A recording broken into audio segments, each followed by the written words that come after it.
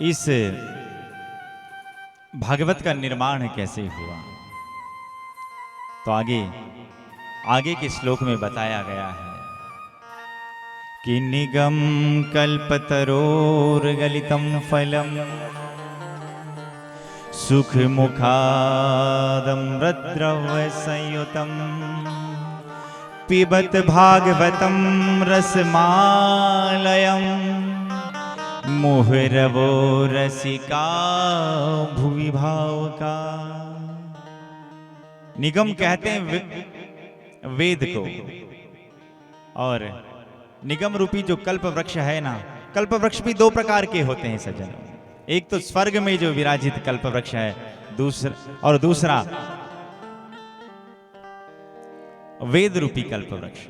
और ये जो भागवत है ना, ये वेद रूपी कल्प वृक्ष का ही पका पकाया फल है। अब आपके मन में एक प्रश्न उठ सकता है कि राम राम, ये वेद रूपी कल्प वृक्ष का पका पकाया फल है, तो वेदों की उच्च शाखाओं से जब गिरा होगा ना, तो धड़ाम से फूट गया होगा, पिलपिला हो गया होगा, तो फिर ये फल अच्छा कैसे हो सकता है। संतों ने भी पूछ ही लिया, महाराज अब आप कह रहे हैं कि वेदों का पका पकाया फल है और वेदों की उच्च शाखा से अगर गिरा है तो फूट गया होगा, पिलपिला हो गया होगा महाराज। तो इतने में कहा कि नहीं नहीं, ये गिरा भले ही वेदों की उच्च शाखाओं से है, पर ये डायरेक्ट ऊपर से धड़ाम नीचे नहीं आया है। ये शाखा दर शाखा लुढ़कते लुढ़कते लुढ़कते लुढ़कते लुढ़कते धरती पर आया है। सबसे पहले ये भगवान नारायण की शाखा से टपका और ब्रह्मा जी की शाखा पर आकर अटका, और फिर ब्रह्मा जी की शाखा से टपका और नारद जी की शाखा पर आकर लटका, फिर नारद जी की शाखा से टपका, वेद व्यास जी महाराज की शाखा पर आकर अटका, और फिर वेद व्यास जी महाराज की शाखा से टपका और सुख सागा पर आकर अटका, और फिर सुख शाखा से टपका, और राजा परीक्षित के माध्यम से हम सभी महुआ वासियों के पास ये फल धीरे धीरे धीरे धीरे धीरे लुढ़कते लुढ़कते आया है महाराज। तो इसलिए ये जैसा गिरा है वैसा का वैसा धरातल पर आया, इसलिए फूटा नहीं है, पिलपिला नहीं हुआ है। अच्छा महाराज, फल तो आपका अच्छा है, पर ये खट्टा है कि मीठा है। तो वेद व्यास जी महाराज ने कह दिया, भैया ये फल बड़ा मीठा है। तो संतों ने पूछ लिया, प्रभु अपनी खुद की बात की कौन बुराई करेगा, कुछ कुछ गुण बताओगे तभी तो उसका प्रचार प्रसार होगा, लेकिन खुद की बात को बुरा कौन बताएगा। महाराज आप इसलिए कृपा करके बताइए, आप प्रमाण दीजिए कि फल आपका मीठा है। तो प्रमाण देते हुए वेद व्यास जी महाराज कहते हैं कि अच्छा, फल का उत्तम पारखी कौन माना गया है। फल का उत्तम पारखी कौन है? तोता। और तोते का क्या काम होता है?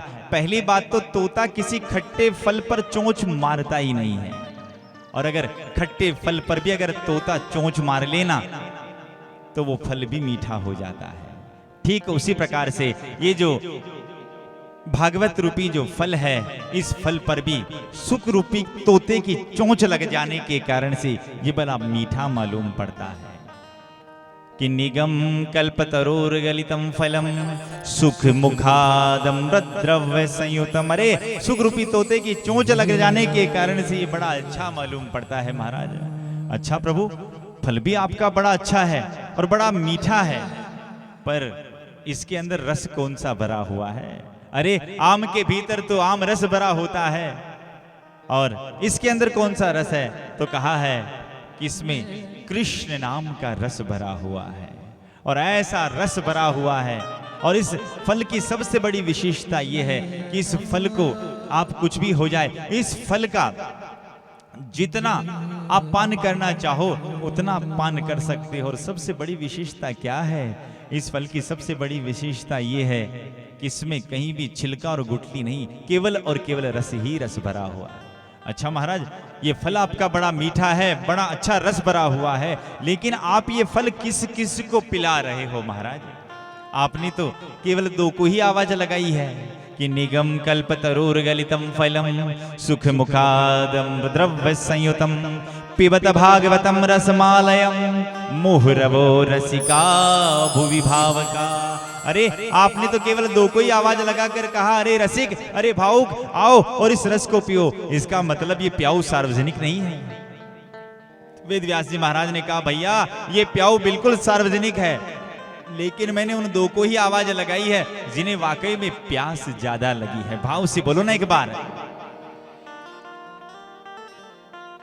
प्यास ज्यादा लगी है। और पानी का महत्व वही समझ सकता है जो प्यासा हो। पानी का महत्व कौन समझ सकता है? जो प्यासा हो। अरे जिसे बिल्कुल भी प्यास ना लगी हो और वो अगर सीधा अगर रोड से निकल रहा है और प्याऊ पे पानी पिलाने वाला आवाज लगा कर कहे अरे भैया पानी पी लो, जिसे प्यास है नहीं, पहली बात तो जाएगा नहीं। और बार बार अगर आवाज लगाए अरे भैया पानी पी लो, अरे भैया पानी पी लो, तो बार बार जब आवाज लगाए ना तो उस समय ना चाहते हुए भी उसकी आवाज को सुनकर वो पानी पीने के लिए प्याऊ वाले के पास जाएगा और उस पानी की लोटे को हाथ में नहीं लगाने से पहले ही वो प्रश्नों की जड़ी लगा देगा और कहेगा भैया कहां से भर के लाए हो? अरे महाराज अपने घर की ट्यूबवेल का है। अब पानी को हाथ नहीं लगाया है और लोटे को हाथ नहीं लगाया और प्रश्नों की लड़ी लगा दी। कहां से भर कर लाए हो? अरे महाराज बिल्कुल अपने घर में ट्यूबवेल है वहां से। अच्छा, छान के भरते हो कि बिना छाने भरते हो? ये महाराज छान के भरता हूं और बड़े आनंद से भरता हूं और आपको क्या बताऊं ताजा ताजा। इतने में पीने लगे, उससे पहले कहा अच्छा ज्यादा ठंडा तो नहीं, गला खराब हो जाएगा। पानी को अभी तक पिया नहीं और प्रश्नों की लड़ी लगा दी, इसका अर्थ क्या है? उसे प्यास नहीं है।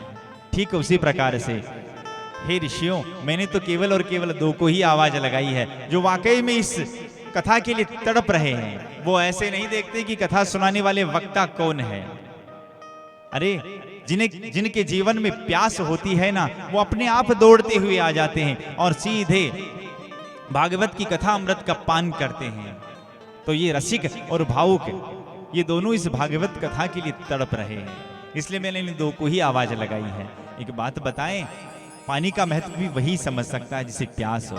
अगर वही बाबूजी अगर जेठ के महीने में अगर रेगिस्तान में फंस जाए और रेगिस्तान में फंस जाए और कोई आदमी अगर पानी का लोटा लेकर सामने मिल जाए तो क्या वो प्यासा व्यक्ति पूछेगा कि भैया तुम कहां से भर के लाए हो? ऐसा पूछेगा कि छान के भरा कि बिना छाना? मैं दावे से कहता हूं उस समय अगर वो नाडे का भी पानी होगा ना तो जिसे प्यास होगी ना वो गटागट से पी जाएगा, क्योंकि उसके भीतर प्यास है। इसलिए मैंने जिन दो को आवाज लगाई है ना, वो रसिक और भावुक इस भागवत कथा अमृत के लिए तड़प रहे हैं। अरे भगवान शंकर भी जब भगवान की जब कथा का रसपान करते हैं ना तो वो ये नहीं देखते हैं कि कथा सुनाने वाला कौन है। अरे भगवान भी कथा सुनाने वाले कागभुसुंडी जी महाराज कौवे के रूप में बैठे और भगवान शंकर सामने बैठकर कथा का रसपान करते हैं, क्योंकि वो रसिक है। तो इस प्रकार भागवत कथा का किस प्रकार से निर्माण हुआ ये बात बताते हैं और कहते हैं कि राजन एक बार की बात है कि द्वापरे समनु प्राप्ते तृतीयो युग पर्ये जात पराशराध्योगी वशव्याम कलिया हरे। एक दिन की बात है, पराशर महाराज के पुत्र वेद व्यास जी महाराज एक दिन बड़े उदास मन से अपने सम्यप्रास आश्रम में बैठे हुए हैं और आज उनके आश्रम में नारद जी का आगमन हुआ। और नारद जी का आगमन हुआ तो नारद जी ने वेद व्यास जी महाराज का उतरा हुआ चेहरा देखकर पूछ लिया कि अरे महाराज आपका चेहरा इतना उतरा हुआ क्यों है? आपके चेहरे के उतरने का कारण क्या है? तो इतने में वेद व्यास जी महाराज ने कहा एक बात बताऊं, मेरा जो चेहरा उतरा है उसका मूल कारण है ये कलयुग के प्राणी। संत हमेशा कलयुगी जीवों की चिंता में ही व्याकुल रहते हैं। तो उन्होंने कहा कि राम राम, मैं जो कलयुग के जो कलुषित प्राणी है इन प्राणियों का कल्याण कैसे हो, ऐसी चिंता मेरे मन में लगी रहती है सदा। अरे सबसे पहले वेद बने हैं, पर मुझे लगा इन वेदों की गूढ़ भाषाओं को ये कलयुगी जीव नहीं समझ पाएंगे, इसलिए मैंने 17 पुराणों की रचना की। फिर मेरे मन में एक विश्वास जगा कि अरे ये जो 17 पुराण है ना, इन पुराणों को भी पढ़ने का समय कलयुगी जीव के पास कहाँ है? अरे कलयुगी जीव के पास समय कहाँ है जो इन पुराणों को पढ़े? अब मेरे मन में चिंता है कि बिना शास्त्र की शरण ग्रहण किए हुए इनका कल्याण कैसे होगा। मैंने महाभारत की रचना की लेकिन तथाकथित कुछ लोगों ने महाभारत के लिए भी भ्रम डाल दिया कि महाभारत को घर में रखने से घर में महाभारत होती है, लेकिन ये बिल्कुल गलत है। ये हमारी सनातन संस्कृति को तोड़ने का ही काम है साहब। वरना महाभारत में तो वो ज्ञान है जिस ज्ञान को सुनकर जो अर्जुन था, अर्जुन जिसने अपना गांडीव फेंक दिया, वही अर्जुन आज युद्ध करके कर्म भूमि में अपने कर्म को करता है। तो यहाँ महाभारत को भी पढ़ने का उनके पास समय कहाँ है। अरे संत और शास्त्र कहते 24 घंटे के 3 भाग करो, तो 8-8 घंटे के 3 भाग किए गए। और कलयुगी जीवों को कहा गया भैया 8 घंटे आराम से अपनी दुकानदारी करो, अपना व्यापार करो, और 8 घंटे तुम आराम से नींद निकालो। पर जो ये 8 घंटे हैं ना, इन 8 घंटों में तुम भगवान का भजन करो। ये जो जीव है ना, अपना सर खुजाते खुजाते कहेगा हे भगवान, ये 8 घंटे सोने के लिए भी बढ़िया है, ये 8 घंटे काम के भी बढ़िया, पर प्रभु ये जो 8 घंटे भजन के आपने किए हैं ना, इनको थोड़ा कम कर दो। तो संतों ने कह दिया अच्छा एक काम करो, तुम 3 घंटे भगवान का भजन करो। अब इतने महुआ में सब श्रोतागण बैठे, 3 घंटे कोई भगवान का भजन करता है? ओ महाराज 3 घंटे भगवान का भजन संभव ही नहीं। तो संतों ने कह दिया, और भगवान ने भी कहा तू मेरे लिए कुछ खर्च करके तो देख, तू मेरे लिए समय खर्च करके तो देख। कुबेर के भंडार ना भर दूं तो कहना, कुछ खर्च करके तो देख। तो अगर हम भगवान के लिए समय खर्च करेंगे, भगवान ने कहा 1 घंटा मेरे लिए खर्च करके देख, 23 घंटे में तेरी रखवाली करूंगा। लेकिन ये जो कलयुगी जीव है ना, 1 घंटा तो बहुत दूर की बात है। भगवान के मंदिर में भी ऐसा दौड़ते दौड़ते जाएगा कि जैसे कोई भूत पीछे लगा हो। और भगवान के मंदिर में जाकर भी चप्पल भी ऐसी जगह जाकर उतारेगा कि अंदर से जाने के बाद आगे से मूर्ति और पीछे से चप्पल, इन दोनों का दर्शन साथ साथ होता रहे। और साधना करते करते भगवान को अगर मनाएगा तो भगवान को भी कहेगा कि त्वमेव माता च, और मन में आएगा चप्पल कोई ले ना जाए, कि त्वमेव माता च पिता त्वमेव त्वमेव बंधुश्च सखा त्वमेव। माने भगवान के मंदिर में भी जाएगा तो ऐसा दौड़ लगाते लगाते जाएगा।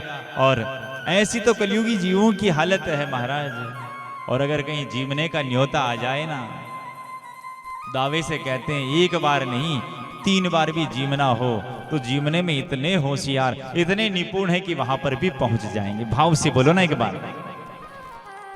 दिन में अगर 3 बार का निमंत्रण हो तो कौन कौन जीम सकते हैं, वो अपना हाथ खड़ा करें। शर्माओ मत, हाथ खड़ा करो। नहीं जीम सकते हो? सुबह दोपहर और शाम। ओ महाराज अतरा मन का हाथ मत खड़ो करो। 3 बार क्या, बहुत ज्यादा बार जीम सकते हैं।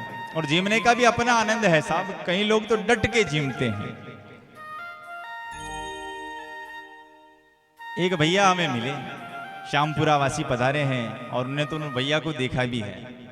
तो मैंने कहा भैया, उन्होंने कहा महाराज जी जीमने का बड़ा शौक है। मैंने कहा अच्छा। तो मैंने कहा तुमने ऐसा जीवने में कौन सी उपलब्धि हासिल कर रही? उसने कहा महाराज जी मैंने 1 बार में 200 गुलाब जामुन खाए हैं। भाव से बोलो ना एक बार। कितने गुलाब जामुन? 200। ऐसे ऐसे लोग जीमने वाले होते हैं जिन्हें जीमने में इतना आनंद मिलता है। एक बार ऐसे ही कहीं पंगत लग रही थी, तो जब पंगत लग रही थी ना, तो एक पंगत उठी, वो लड़का बैठा रहा जीम रहा था। दूसरी पंगत लगी, वो लड़का जीम रहा था। अब तीसरी पंगत में इतना जीम लिया कि अब उसे उठा नहीं गया। तो और अगल और बगल वालों ने सोचा राम राम इसे उठा नहीं जा रहा है, तो एक हाथ इधर से और एक हाथ इधर से पकड़ के बेचारे को उठाया, पर चला नहीं गया। तो बेचारे को धीरे धीरे धीरे धीरे धीरे धीरे करते करते उनके घर पर पहुंचाया। घर के भीतर माँ थी, माँ दौड़ कर आई और सबसे पहले उस बच्चे को तमाचा मारा, और तमाचा मार के कहा कि अरे तूने अपने बाप की नाक कटा दी। तो दोनों अगल बगल वाले देखने लगे, राम राम तमाचा मार दिया और बाप की नाक कटा दी। अरे माई कैसे नाक कटा दी? अरे क्या बताऊं, अरे जब इसके पिताजी जीमने के लिए जाते थे ना, तो लोग भाग उसे चारपाई में डालकर लाते थे, माचे पे डाल के लाते थे। इसको आप पैदल पैदल लेकर आ गए, उसने अपने बाप की नाक कटा दी। बाप से बोलो ना एक बार।